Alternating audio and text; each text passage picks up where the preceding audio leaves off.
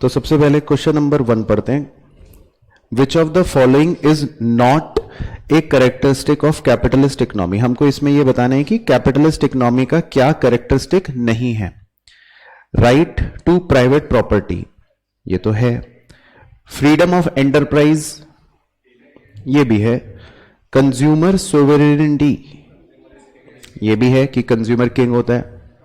Combined sector, ये नहीं है, क्योंकि कंबाइंड सेक्टर का मतलब हो गया कि इसमें प्राइवेट और गवर्नमेंट दोनों सेक्टरों का इन्वॉल्वमेंट है, जबकि कैपिटलिस्ट इकोनॉमी के अंदर तो ऐसा नहीं होता.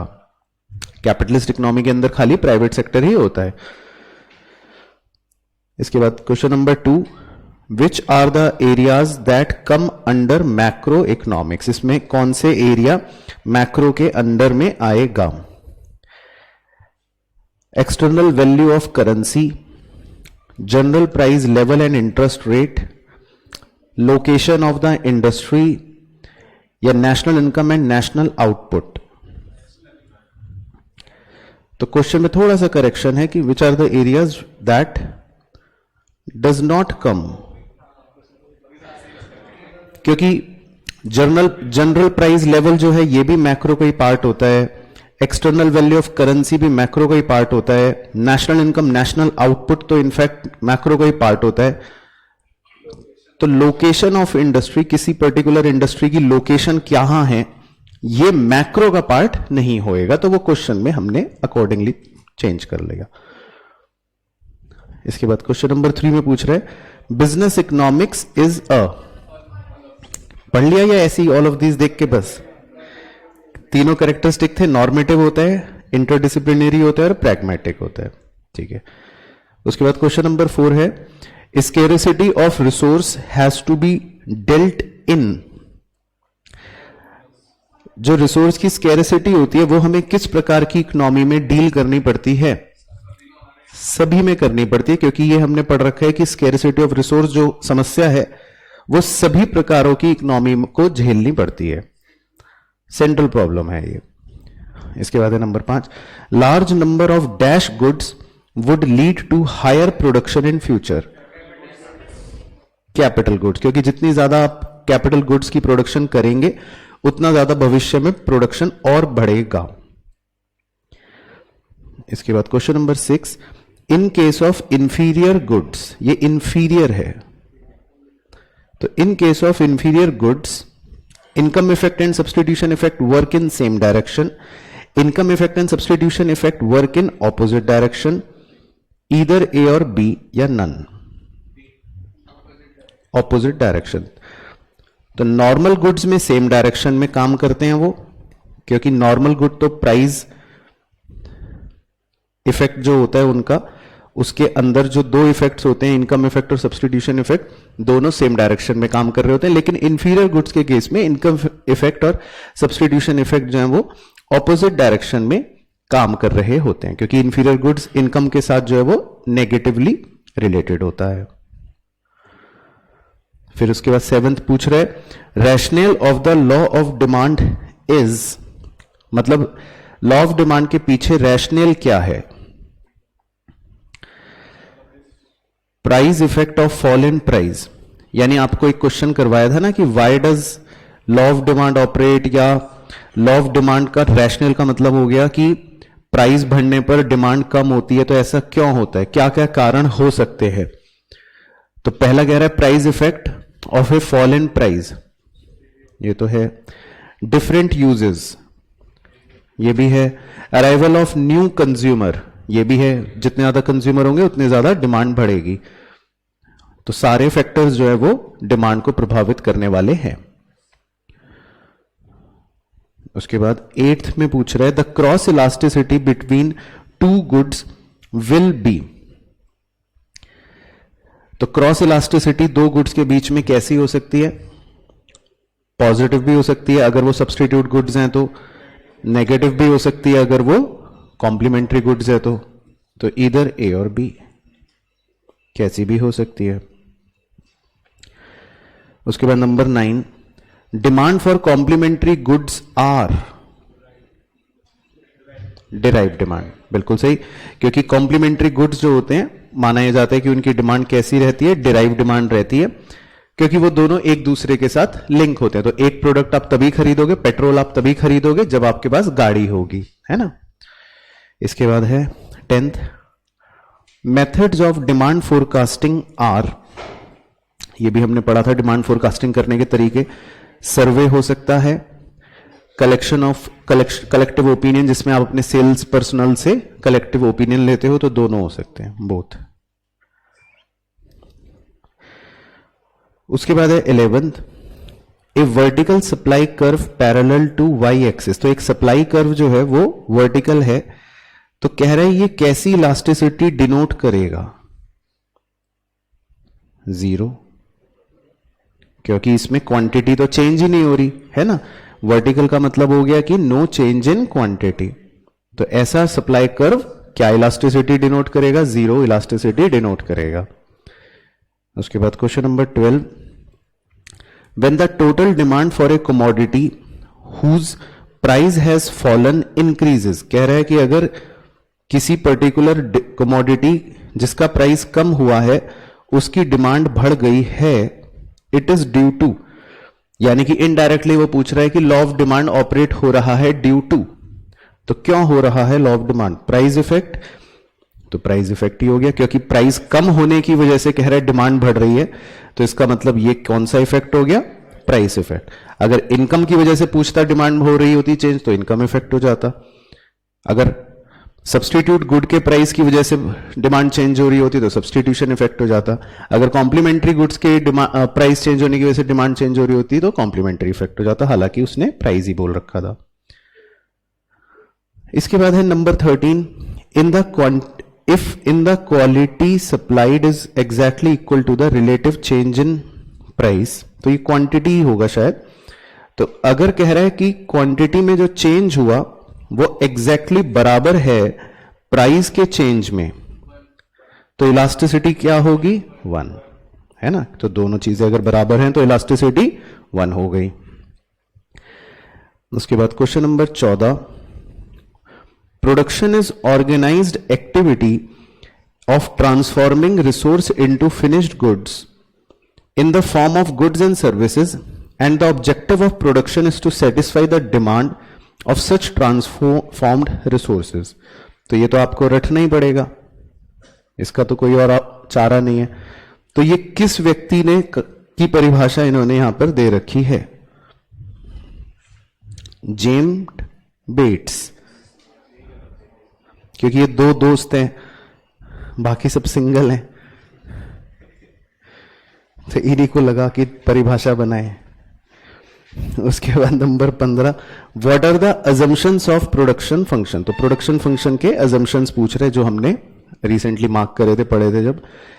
ए में लिखा है relationship between input and output exist for a specified period of time. तो ये तो है ना, क्योंकि ऐसा तो नहीं है कि 5 साल तक वही सेम चलता रहेगा।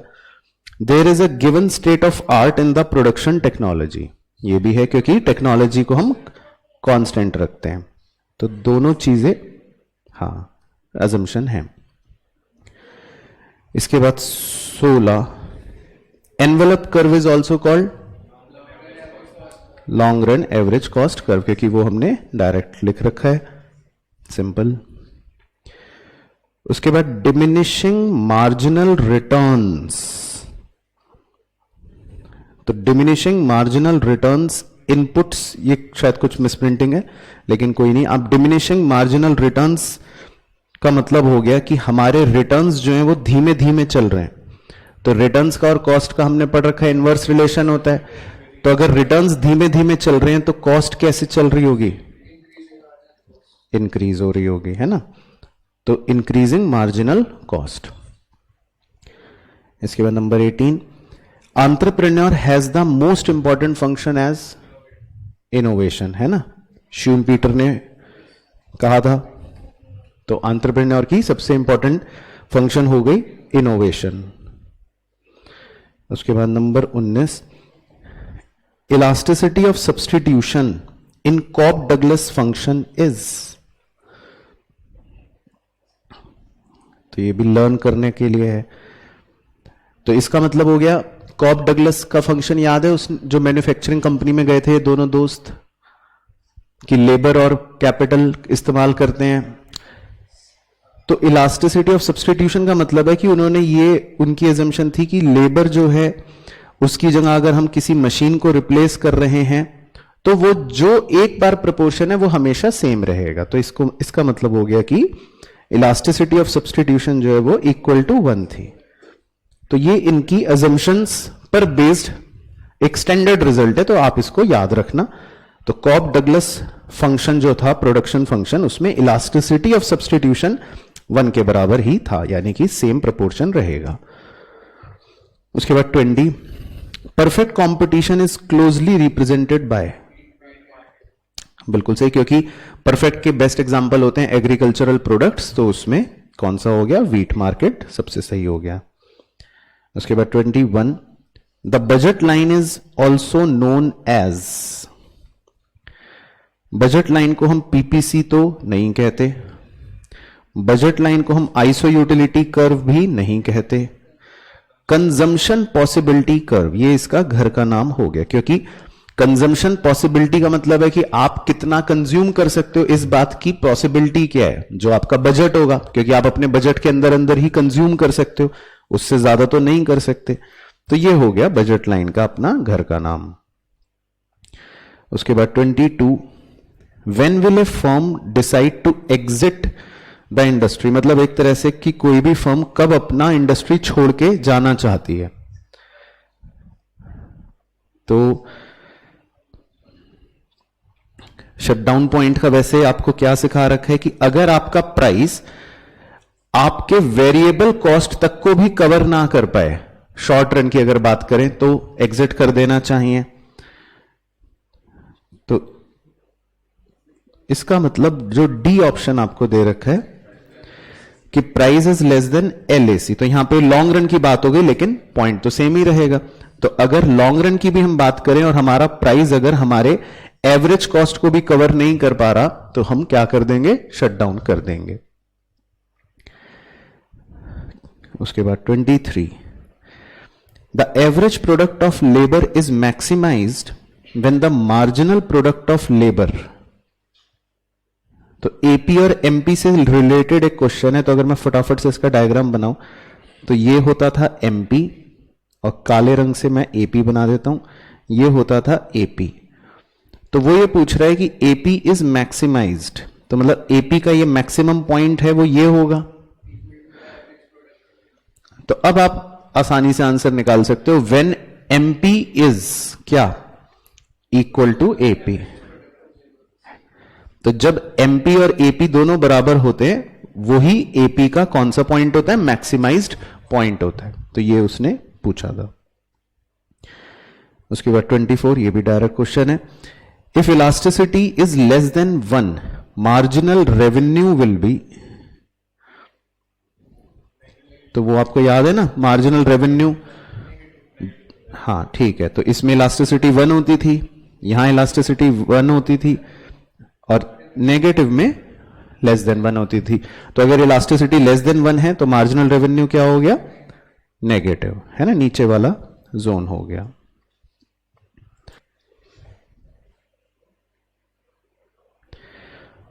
ट्वेंटी 25 में कह रहा है इफ एटीसी, मतलब एक तरह से average cost, is greater then AR, खर्चा ज्यादा है और रेवेन्यू कम, तो इसका मतलब ये कौन सी सिचुएशन डिनोट कर रहा है, लॉस, है ना, खर्चा ज्यादा और रेवेन्यू कम, ठीक है। उसके बाद 26 में कह रहा है electricity companies sells electricity at cheaper rate in rural area than for industrial use. तो एक जगह सस्ते में बेच रहे हैं और एक जगह वो महंगा बेच रहे हैं, तो इसको क्या कहते हैं, प्राइस डिस्क्रिमिनेशन, बिल्कुल सही। उसके बाद 27, पर्ल्स, लिरिल एंड डव, बताओ Rajiv, are examples of, soap industry जो है उसको आप परफेक्ट कंपटीशन कहोगे कि मोनोपोली कहोगे कि मोनोपोलिस्टिक कहोगे, मोनोपोलिस्टिक, बिल्कुल सही, क्योंकि डिफरेंशिएटेड प्रोडक्ट्स होते हैं, मोनोपोली तो है ही नहीं। खैर, उसके बाद 28, विच of the following is not the characteristic of oligopoly? Strategic interdependence, तो ये तो है। Importance of advertising and selling cost, ये भी है। ग्रुप बिहेवियर तो है ही है। रीजनल मार्केट ये नहीं है, क्योंकि ओलिगोपॉली मार्केट में तो बल्कि मार्केट काफी बड़ा होता है। रीजनल मार्केट ऐसा कोई भी कैरेक्टरिस्टिक ओलिगोपॉली का हमने नहीं पढ़ा। उसके बाद 29, simple question, the elements of market are, product भी तो होता है, बार्गेनिंग भी तो होती है। तो क्वेश्चन में थोड़ा सा करेक्शन करना है, वो एक्सेप्ट पूछ रहे हैं। तो बायर्स एंड सेलर्स भी होते हैं मार्केट में, प्रोडक्ट और सर्विस भी होता है एलिमेंट मार्केट का, बार्गेनिंग फॉर प्राइस भी होता है एलिमेंट मार्केट का, है ना। तीनों हमने पढ़ रखे हैं।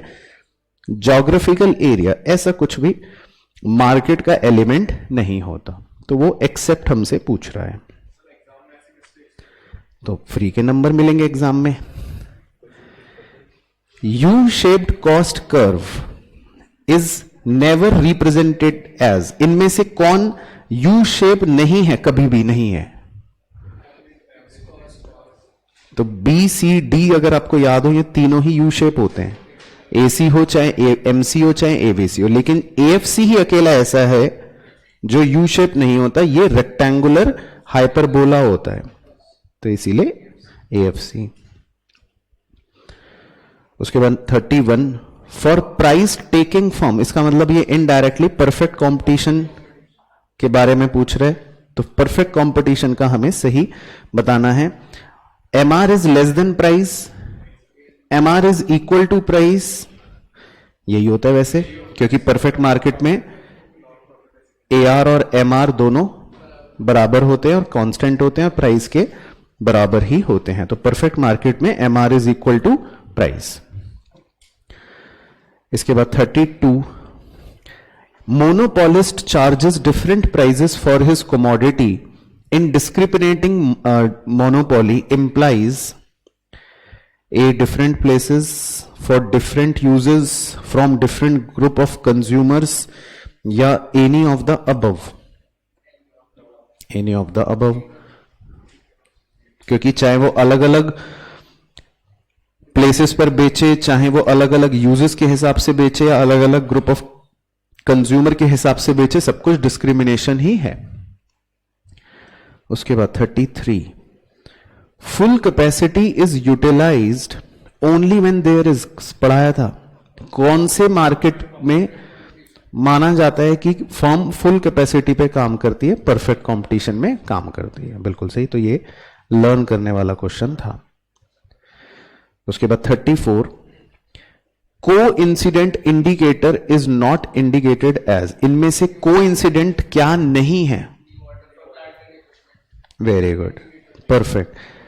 जब हमें कोई नया ऑर्डर मिलता है तो ये एक लीडिंग इंडिकेटर है, क्योंकि ये पहले ही हमें बता देता है, तो ये को इंसिडेंटल इंडिकेटर नहीं है, ये लीडिंग इंडिकेटर है। उसके बाद 35, विच of the following is not an external cause of business cycle, इनमें से क्या एक्सटर्नल नहीं है? टेक्नोलॉजी शॉक, ये तो है क्योंकि ये तो बाहर से आएगा। नेचुरल फैक्टर्स भी बाहर से आएंगे, पॉपुलेशन भी आपके हाथ से तो है नहीं कंट्रोल, ये भी बाहर का ही फैक्टर हो गया। तो फ्लक्चुएशन इन इन्वेस्टमेंट, आपके निवेश में अगर कुछ उतार चढ़ाव हो रहा है तो ये इंटरनल फैक्टर है। उसके बाद 36, according to whom fluctuation in economic activities are due to fluctuations in, बिल्कुल सही। तो एग्रीगेट इफेक्टिव डिमांड, ये आप अपने चैप्टर से भी याद रख सकते हो, किसकी थ्योरी पढ़ते थे हम? कीन्स की।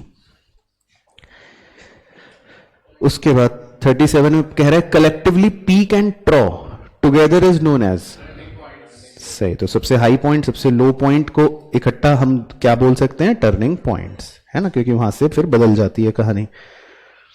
उसके बाद 38, वेरिएबल्स दैट चेंज बिफोर, पहले, before the real output changes, तो जो पहले ही बदल जाए वो लीडिंग, इसका मतलब वो पहले ही आपको अंदाजा बता रहे हैं। उसके बाद 39, 38 में कह रहा है कंपटीशन अमंग द फ्यू, ऑलिगोपॉली है ना, क्योंकि इसी में फ्यू होते हैं, बाकी मोनोपॉली में वन, मोनोपॉलिस्टिक में लार्ज। उसके बाद 40 the slope of budget line is px upon py, price of good x divided by price of good y। उसके बाद 41 indifference curve analysis is superior to utility analysis, कह रहे हैं indifference curve analysis ज्यादा बेहतर है यूटिलिटी एनालिसिस से। A it dispenses with the assumption of measurability, कह रहे हैं तो ये भाई जो हम यूटिलिटी में कहते हैं कि मजे को हम मेजर कर सकते हैं, ये उस बात को नकार देता है, ये कहता है ये ऐसा तो हो ही नहीं सकता। It segregates income effect and substitution effect, ये इनकम इफेक्ट को और सब्सटीट्यूशन इफेक्ट को अलग अलग करता है। It does not assume constancy of marginal utility of money, ये assume marginal utility of money को कांस्टेंट नहीं करता है। तो बेसिकली ये थ्योरी क्वेश्चन ही है। तो इन सारी ही वजहों से माना यह जाता है कि इंडिफरेंस कर्व एनालिसिस जो था जे.आर. हिक्स का, वो ज्यादा बेहतर था एल्फ्रेड मार्शल के यूटिलिटी एनालिसिस से। तो ये हमने वैसे भी लेक्चर में भी डिस्कस कर रखा है कि पहले यूटिलिटी एनालिसिस हुआ करता था, लेकिन फिर जे.आर. हिक्स ने उसको चैलेंज करा और कहा कि ऐसा नहीं होता। उसके बाद 42 the shape of cost curve depends upon, तो कॉस्ट कर्व की शेप कह रहा है किस पर निर्भर करेगी, तो कॉमन सेंस लगाओ, कॉस्ट फंक्शन पे, है ना, क्योंकि मैथमेटिक्स में भी तो सिंपल है भाई, जो भी फंक्शन होगा उस कर्व की शेप उस फंक्शन पे ही तो डिपेंड करेगी। उसके बाद 43 allocation of resources simple is dealt in, किसमें पढ़ते हैं कि रिसोर्स का एलोकेशन होना चाहिए, रिसोर्स स्केयर्स होते हैं, ये सब चीजें हम किस में पढ़ते हैं, माइक्रो में, माइक्रो इकोनॉमिक्स में। उसके बाद 44 ये हमने अभी मार्क करा था recently, all given goods are dash but all dash are not given goods, ये पढ़ा है एक स्टेटमेंट हमने, इंफीरियर गुड, ठीक है ना। तो सारे गिफन जो हैं वो इंफीरियर होते हैं, बट सारे इंफीरियर गिफन नहीं होते, तो ये एग्जैक्ट स्टेटमेंट है। तो all Giffen goods are inferior goods. उसके बाद 45 for substitute products the demand is, substitute वाले प्रोडक्ट्स की डिमांड कैसी होती है, मतलब उसका डिमांड कर्व पूछ रहा होगा, downward sloping, horizontal, upward sloping या नन। तो बताओ भाई, अगर मैं टी का प्राइस बढ़ा दूंगा तो कॉफी की डिमांड क्या होगी, बताओ। अगर चाय महंगी होगी तो कॉफी की डिमांड क्या होगी, बढ़ जाएगी। तो सब्स्टिट्यूट गुड में आप कैसा रिलेशन कहते हो, वैसे डायरेक्ट रिलेशन कहते हो ना। तो बस रिलेशन जब भी आपके दिमाग में आ जाए आप उससे कर्व को हमेशा आइडेंटिफाई कर सकते हो। तो डायरेक्ट रिलेशन का मतलब हो गया कर्व कैसा बनेगा, अपवर्ड स्लोपिंग, है ना। तो सब्स्टिट्यूट गुड का डिमांड कर्व कैसा होता है, अपवर्ड स्लोपिंग। उसके बाद 46 Delphi technique was developed by, mark करवाया था नाम, सही, हेल्मर। उसके बाद 47 indifference curve analysis of demand is based on, ये भी सिंपल है, आईसी एनालिसिस जो है वो किस पर बेस्ड है, कार्डिनल या ऑर्डिनल। तो कार्डिनल जो होता है वो होता है कि जिसमें आप यूटिलिटी को मेजर कर सकते हो, यानी कि एल्फ्रेड मार्शल वाली।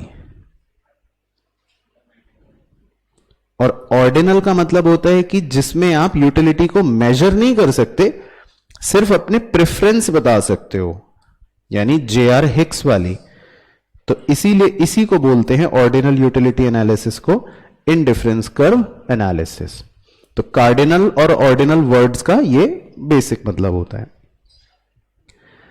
उसके बाद 48 the product under pure monopoly is, pure monopoly में प्रोडक्ट कैसा होता है, प्योर। ये ओलिगोपॉली देना चाहिए। तो बताओ प्योर ओलिगोपॉली किसे कहते थे और इम्प्योर ओलिगोपॉली किसे कहते थे? तो प्योर कहते हैं जिसमें होमोजीनियस प्रोडक्ट हो और इम्प्योर कहते हैं जिसमें हीट्रोजीनियस प्रोडक्ट हो, है ना। तो प्योर ओलिगोपॉली में प्रोडक्ट क्या हो गए? होमोजीनियस। उसके बाद 49, perfectly competitive firm and industry are both in the long run equilibrium when. तो परफेक्ट मार्केट वाले में लॉन्ग रन का इक्विलिब्रियम पूछ रहा है, कब होता है? P is equal to M R is equal to M C is equal to L M C, P is equal to M R is equal to lowest point on the L A C, P is equal to M R is equal to S A C is equal to L A C. All of the above, क्योंकि जहां all of the above दे देगा तो वहां पे वही हम mark करेंगे, चाहे गलत भी हो एबीसी में कोई, है ना। तो लेकिन ऐसा नहीं है, इसमें सारी बातें सही हैं। तो अगर आपको याद होगा तो वही पॉइंट होता है, एक ऐसा बिंदु होता है जहां पे सारे ही बराबर से हो रहे होते हैं, है ना, लॉन्ग रन में। तो उस पॉइंट को ही हम इक्विलिब्रियम पॉइंट कहते हैं फर्म का और इंडस्ट्री का। उसके बाद 50, when A is equal to 3/5, B is equal to 2/5, the return to scale for Cobb Douglas production function R। तो कॉप डगलस प्रोडक्शन फंक्शन क्या था? तो देखो ये आपको कैसे बेवकूफ बनाते हैं, डर लगाना है सवाल देख के। हाँ, तो ये आपको डराने के लिए होता है। कॉप डगलस प्रोडक्शन फंक्शन में वैसे ही हमने पढ़ रखा होता है कि उसमें रिटर्न्स टू स्केल कांस्टेंट होती है, तो हमें ये वैसे ही पता है पहले से। उसने ए और बी दे दिया ताकि बच्चा डर जाए। तो कॉप डगलस प्रोडक्शन फंक्शन में याद है ना, returns to scale is assumed as constant. उसके बाद 51, a market refers to meeting place of buyer and seller, does not necessarily refer to meeting place between buyer and seller, extend over a city और extend over the entire nation. हाँ, तो चलो एक number कटे, मुबारक। ऐसा लगता है कि बाजार एक ऐसी जगह है जहां बायर और सेलर मीट करेंगे, पर ऐसा नहीं है। कह रहा है डज नॉट नेसेसरीली, मतलब ये जरूरी नहीं है कि बाजार उसी को बोला जाए जहां पे बायर सेलर मिल रहे हैं, हाथ मिला रहे हैं, और भाई साहब कैसे हो आप। तो ऐसा नहीं, ये बाजार की परिभाषा not necessarily refer to meeting place between buyer and seller, ये लिखा हुआ है, मतलब एग्जैक्ट पॉइंट आप पढ़ोगे तो। बाकी चाहे शहर हो, देश हो, ऐसा कोई बाजार की परिभाषा नहीं होती।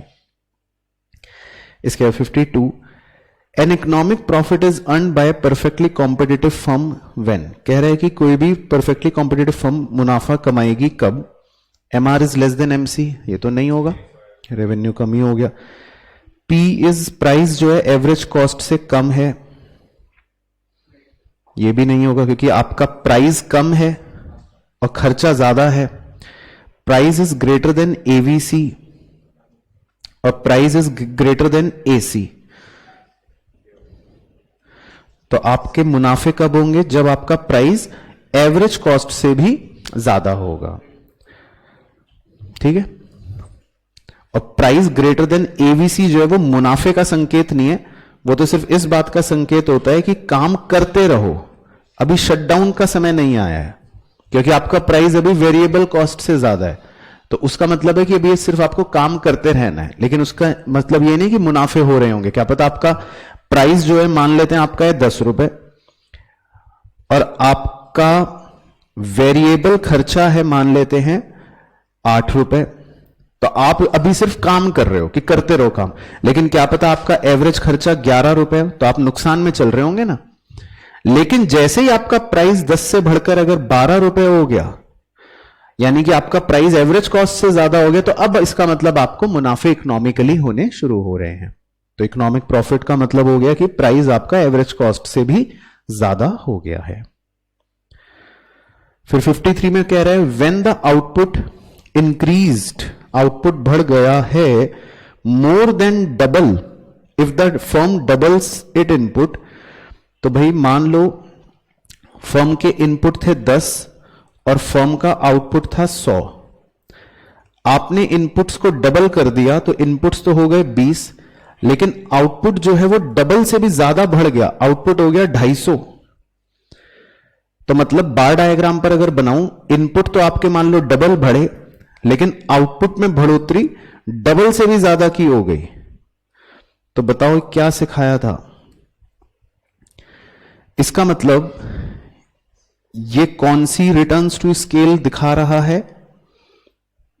Increasing returns to scale. याद आया? जब इनपुट की बढ़ोतरी से ज्यादा आउटपुट की बढ़ोतरी हो तो उसको बोलते हैं इंक्रीजिंग रिटर्न्स टू स्केल। अगर मान लो वो कहता दोनों डबल डबल बढ़े तो होता कांस्टेंट रिटर्न्स टू स्केल। अगर वो कहता इनपुट तो डबल बढ़ा लेकिन आउटपुट खाली 180 रहा तो वो होता है डिक्रीजिंग रिटर्न्स टू स्केल। पहले इतना याद आ गया ना? तो ये किस चीज की पहचान हो गई? इंक्रीजिंग रिटर्न्स टू स्केल की, कि इनपुट से ज्यादा तेजी से आउटपुट बढ़ा, आउटपुट डबल से ज्यादा बढ़ा, इनपुट तो खाली डबल बढ़ा। अच्छा, तो अब इसका रीजन याद करो कि भाई increasing returns to scale A option तो होगा नहीं, सी ऑप्शन भी होगा नहीं, क्योंकि डिसइकोनॉमीज ऑफ स्केल किसका रीजन होता है? डिक्रीजिंग रिटर्न्स टू स्केल का रीजन होता है। तो इंक्रीजिंग रिटर्न्स टू स्केल का रीजन क्या होता है? Economies of scale. और आपको यह भी बताया था पहले हमेशा इकोनॉमीज होती हैं फिर बाद में डिसइकोनॉमीज होती हैं। तो अगर शुरुआती हम स्टेज 1 की बात कर रहे हैं, इंक्रीजिंग रिटर्न्स टू स्केल की बात कर रहे हैं, इसका मतलब इसका रीजन क्या होगा? इकोनॉमीज टू स्केल होगा। ठीक है ना? उसके बाद जी 54, in the oligopoly form, in oligopoly the forms में कॉल्यूड इन ऑर्डर टू, कॉल्यूसिव वाली ओलिगोपोली कह रहा है इन ऑर्डर टू, क्यों करते हैं वो कॉल्यूड?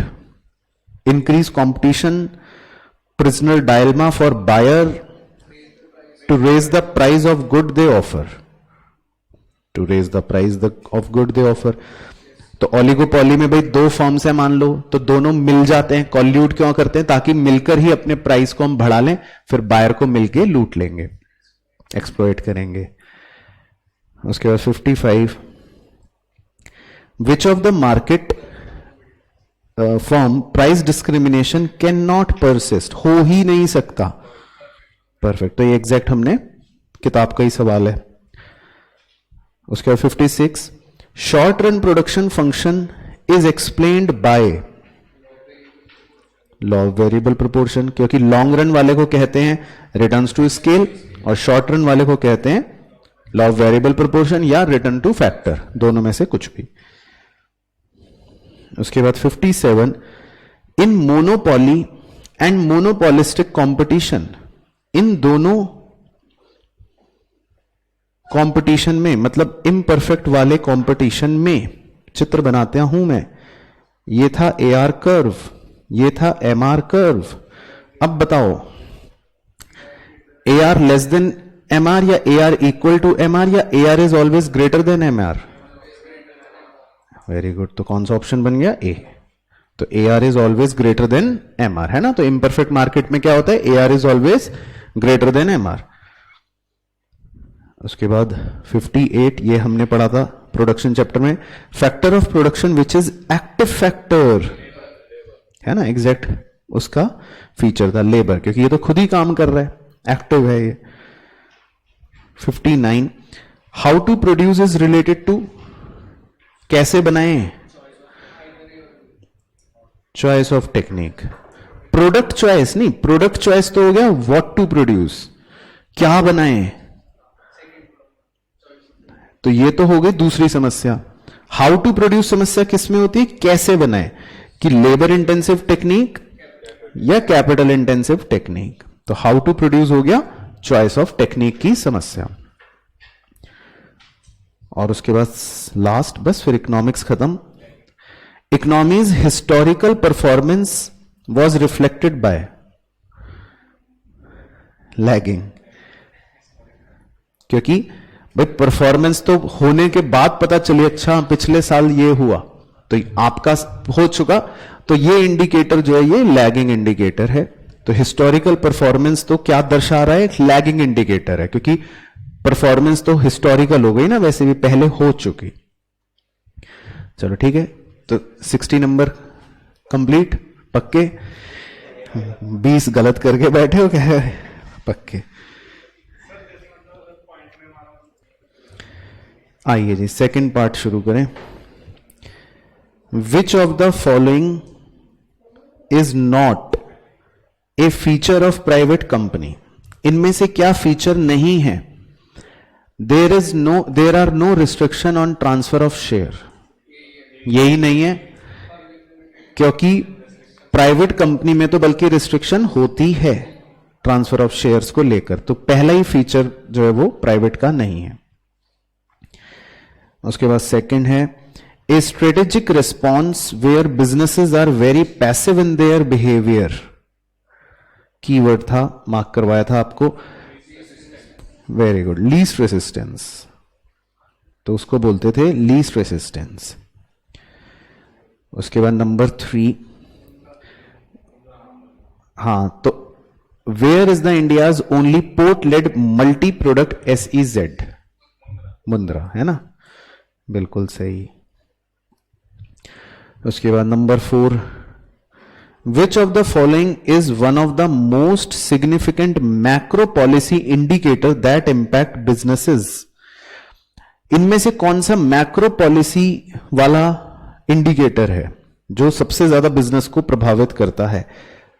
तो मैक्रो फैक्टर बताना है जो बिजनेस को सबसे ज्यादा इंपैक्ट करता है। Trade policy, international trade, tax rates या रूरल पॉलिसी? टैक्स रेट्स, क्योंकि टैक्स रेट्स जो हैं वो एक मैक्रो इंडिकेटर है पूरे, क्योंकि सरकार करती है और वो बिजनेस को सबसे ज्यादा इंपैक्ट कर सकता है। उसके बाद number 5, RBI's role does not include? क्या इनमें से आरबीआई का रोल नहीं है? Friend, philosopher and guide to government, ये तो है। मेंटेन लीगल स्टेबिलिटी, भाई देश में कानून व्यवस्था सही बनी रहे, ये तो नहीं है ना। इकोनॉमिक स्टेबिलिटी फिर भी कह सकते हैं कि आरबीआई का रोल है, दादाजी का, लेकिन लीगल स्टेबिलिटी की देश में जो है वो कानून का संतुलन बना रहे, वो तो दादाजी का, आरबीआई का रोल नहीं है। उसके बाद number 6, dividing consumer, direct question है, into groups based on different consumer characteristics to deliver specially designed advertisement that meet these characteristics as closely as possible is known as market segmentation, है ना। तो इसमें ये कीवर्ड्स थे कि हम consumer को ग्रुप्स में डिवाइड कर लेते हैं ना, सेगमेंट्स बना लेते हैं, इसीलिए वहीं से नाम पड़ गया मार्केट सेगमेंटेशन। इसके बाद number 7, which of the following is not a stakeholder for business? मतलब जिसका बिजनेस से कोई, तो मतलब कह सकते हैं स्टेक होल्डर नहीं है, कस्टमर, प्रमोटर, कॉम्पिटिटर या गवर्नमेंट। तो भाई कौन हमारा हितैषी नहीं है? हितैषी मतलब जिसको कंपनी का कोई हित से लेना देना नहीं है, कॉम्पिटिटर। बाकी तो फिर भी आप इंटरेस्टेड पार्टीज में पढ़ते हो टॉपिक में, कस्टमर होता है, गवर्नमेंट होती है, क्रेडिटर होते हैं, प्रमोटर होते हैं, ओनर्स होते हैं। कॉम्पिटिटर को फिर भी आप कह सकते हो कि it is not a stakeholder, है ना, इसकी कोई स्टेक थोड़ी ना लगी है हमारे बिजनेस में, ये तो बल्कि हितैषी थोड़ी नहीं है हमारा, ये तो दुश्मन हो गया। इसके नंबर 8, आत्मनिर्भर Bharat is a competition for global companies in India, ठीक है। This defines which characteristic of business environment?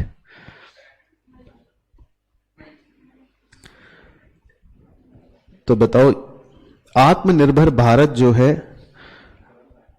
वो कॉम्पीट करता है या वो कंपटीशन दे रहा है ग्लोबल कंपनीज को भारत में, तो ये बिजनेस एनवायरनमेंट के किस कैरेक्टरिस्टिक को दर्शा रहा होगा? फार रीचिंग इंपैक्ट, कॉम्प्लेक्स, मल्टीफेसेड या डायनामिक? तो ये फीचर्स याद है? तो बताओ। तो वैसे इसमें मुझे जो लग रहा है वो डायनामिक और मल्टीफेसेड में से कोई एक लग रहा है, लेकिन हम ऐसा करते हैं, दोबारा से पढ़ते हैं स्टेटमेंट, आत्मनिर्भर Bharat is a competition for global companies in India. तो इसका मतलब है कि जितनी भी ग्लोबल कंपनीज भारत में हैं उन्हें हमारी फिर इंडियन कंपनियों से कॉम्पीट करना पड़ेगा। तो ये बिजनेस एनवायरनमेंट के विच कैरेक्टरिस्टिक्स को दर्शा रहा है? मल्टीफेसेड। डायनामिक में होता है कि जब इसमें चेंज की, परिवर्तन की बात करें, लेकिन इसमें कॉम्पीट करने की बात कर रहा है। तो डायनामिक इसलिए मेरे को नहीं सही लगा, कम सही लगा। बाकी कॉम्प्लेक्स वाली इसमें कोई बात नहीं है, फार रीचिंग इंपैक्ट वाली भी कोई बात नहीं थी। तो इसमें हमने थोड़ा मेथड ऑफ एलिमिनेशन लगा लिया, यानी ए, बी और डी कम सही थे तो इसीलिए सी को सही कर लिया। अच्छा, उसके बाद नंबर 9 बताओ जी राजीव भाई। Hunger to win customer for life बताया था, किस कंपनी का मिशन है? कि हमारी तो भूख है, हमें कस्टमर्स चाहिए जिंदगी भर के लिए। सही। उसके बाद नंबर 10, एफडीआई इज प्रोहिबिटेड। भाई इसमें तो विदेशी पैसा आ ही नहीं सकता, प्रोहिबिटेड है। तो ये अंकुर सर ने पढ़ाया होगा आपको, चिट फंड कंपनियां है ना, क्योंकि नहीं तो इसमें बड़े फ्रॉड फ्रूड होने की निधि कंपनीज भी इनको बोलते हैं। तो इसमें जो है एफडीआई अलाउड नहीं है, बाकी एजुकेशन, ई कॉमर्स वगैरह में तो फॉरेन इन्वेस्टमेंट अलाउड है। अच्छा, who from the following helps a budding business to quickly launch a product and put it in the first lane of commercial success. तो भाई कौन इनमें से नए बिजनेसेस को अपना प्रोडक्ट जल्दी से लॉन्च करने में और जल्दी से मतलब रेस में आगे निकालने में मदद कर देता है? Business accelerator. तो जैसे गाड़ी में एक्सीलरेटर का क्या काम होता है कि जल्दी से तेज भगा दो गाड़ी को, फर्स्ट लेन में ले आओ, तो वही बिजनेस एक्सीलरेटर का काम है, एग्जैक्ट टर्म। इसके बाद rate of interest that can be changed contractually by the lender are called. Exact language थी सही, एडमिनिस्टर्ड रेट उसको बोलते हैं, बिल्कुल सही। उसके बाद number 13, human activities distinguishable by presence of the livelihood motives are known as economic activity. भाई लाइवलीहुड मोटिव, आपको अपनी जीविका चाहिए, पैसे कमाने हैं, तो ऐसी गतिविधियों को क्या कहेंगे? Economic activities. उसके बाद 14 है, insufficient capital for research and development. आपके पास रिसर्च के पैसे नहीं है, वीकनेस, क्योंकि एक तो इंटरनल पॉइंट हो गया और बेकार पॉइंट है तो स्ट्रेंथ तो होगी नहीं है, तो ये क्या हो गए? वीकनेस है ना। तो क्योंकि हमारी अपनी कमी है तो वीकनेस। उसके बाद number 15, financial analyst are also called among which of the following. Financial analysts को आप इनमें से किन के संग देख सकते हैं? Management consultants, mutual fund analyst, financial गुरु या सिक्योरिटी एनालिस्ट?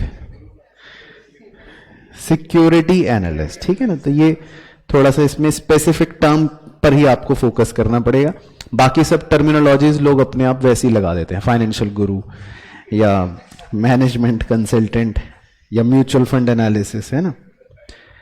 उसके बाद नंबर 16 है, prohibition of crackers in Delhi by state government is a type of. अब सरकार ने, सही है ना, तो रोक दिया तो रिस्ट्रिक्टिव। उसके बाद number 17, MRTP act 1969 stands replaced with the repealed with the enforcement of the following act 2। सही, ये तो एग्जैक्ट पढ़ रखा था, तो इसकी जगह कंपटीशन एक्ट 2002 जो है वो आ गया था। उसके बाद नंबर 18, process of evaluating each market segment and selective the most attractive one two enter into is called market targeting. Exact terminology है कि हम हर मार्केट सेगमेंट को इवेल्युएट करके फिर उस मार्केट में एंटर करते हैं जो सबसे ज्यादा आकर्षक होता है, तो इसको बोलते हैं मार्केट टारगेटिंग। उसके बाद 19, nomadic humans bringing their Hunt and getting rice in return. तो भाई, हाँ भाई, तुम राजीव समझ लो तुम शिकार पर निकले हो और बदले में चाहते हो कि मैं अपने घर में रात चावल लेके पहुंचूं, खाना लेके पहुंचूं, तो तुम ये कैसी एक्टिविटी कर रहे हो? Economic activity. क्योंकि आपका यहां पर मोटिव क्या है? चावल कमाना। चावल कमाने का मतलब हो गया अपनी जीविका, लाइवलीहुड अर्न करना, है ना? तो ये भी वही बात हो गई, इकोनॉमिक एक्टिविटी। उसके बाद 20, the event of conducting Commonwealth games in India is an example of the following element of macro environment, global environment, है ना? तो सिंपल। उसके बाद 21, Flipkart has its registered office at Bansal brother. कहां था? सिंगापुर। हाँ, रजिस्टर्ड ऑफिस सिंगापुर। उसके बाद 22, Which of the following is an example of facilitating policy? सरकार फैसिलिटेट कर रही है, मदद करने की कौन सी पॉलिसी लग रही है आपको? Companies act, income tax, monetary policy, micro and small medium enterprises. नहीं, माइक्रो स्मॉल मीडियम एंटरप्राइजेस से संबंधित जो पॉलिसी है, इसका मतलब छोटे छोटे उद्योगों को मदद देने के लिए ही तो ये पॉलिसियां बनाई जाती हैं। तो फैसिलिटेटिंग पॉलिसी मतलब होता है जिसमें सरकार का उद्देश्य क्या है? मदद करना, है ना? तो एमएसएमई पॉलिसी जो थी वो कह सकते हैं फैसिलिटेटिंग पॉलिसी का एग्जांपल हो गया। उसके बाद 23, monetary policy of the government is affected with the support from, simple, RBI, दादाजी। उसके बाद 24, ये भी डायरेक्ट क्वेश्चन है, the price of the security at the beginning of the trading day is called base price। ठीक है, बिल्कुल सही। उसके बाद 25, which of the following is a discipline of medicine and also of BCK? तो ये पहले चैप्टर में था। बताओ भाई, एक डॉक्टर होता है ना जो क्या करता है? साइकोलॉजी समझता है ना? तो साइकोलॉजी जो वर्ड है ये बीसीके में भी है, बिजनेस में भी साइकोलॉजी चलती है और डॉक्टर के क्षेत्र में भी साइकोलॉजी वर्ड का इस्तेमाल होता है ना? तो ये साइकोलॉजी वर्ड है जो डिसिप्लिन मेडिसिन में भी और बीसीके में भी दोनों जगह इस्तेमाल होता है। उसके बाद 26 है, an effective organisational strategy includes which of the following activities. मतलब कोई एक इफेक्टिव ऑर्गेनाइजेशन की स्ट्रेटेजी जो होगी वो क्या एक्टिविटी इंक्लूड करेगी? Capitalizes on the opportunity through the use of threats, neutralizes the threats by minimizing the impact of weakness, neutralizes the opportunity by minimizing the impact of weakness, capitalizes on the weaknesses through the use of threats. तो ये exact language है जो आपको शायद याद नहीं होगी। तो न्यूट्रलाइजेस द थ्रेट्स, भाई जो थ्रेट्स होते हैं जो बाहर से आते हैं उनको क्या करते हैं? न्यूट्रलाइज करती है और वीकनेस के प्रभाव को कम से कम कर देती है। तो minimises the impact of weakness. इस प्रकार की ऑर्गेनाइजेशनल स्ट्रेटेजी को हम इफेक्टिव स्ट्रेटेजी कहते हैं। तो ये आपको एग्जैक्ट लैंग्वेज किताब में मिलेगी। उसके बाद number 27, which of the company in India to have equity stake in first greenfield airport at Kochi? बताया था ये? नहीं, बीपीसीएल। बीपीसीएल इनका इक्विटी स्टेक है, पहले ग्रीनफील्ड एयरपोर्ट जो कोची में है उसमें इनका हिस्सेदारी है। उसके बाद 28, type of privatization where government keeps hold of responsibility and private enterprise handles partly or fully the delivery of product and services through contract, franchise, grant etcetera is known as. तो कंट्रोल तो responsibility तो सरकार ले रही है, लेकिन वो कहती है प्राइवेट वालों को कि भाई आप पूरी तरह से या पार्टली तरीके से डिलीवरी वगैरह प्रोडक्ट की आप संभाल लो। तो या इस चीज को किस प्रकार का प्राइवेटाइजेशन का रूप आप कहेंगे? डेलीगेशन, है ना, क्योंकि सरकार रिस्पॉन्सिबिलिटी अपनी ही रख रही है, वो सिर्फ कुछ काम, डिलीवरी का काम प्राइवेट सेक्टर को दे देती है, तो इसको हम कह सकते हैं डेलीगेशन।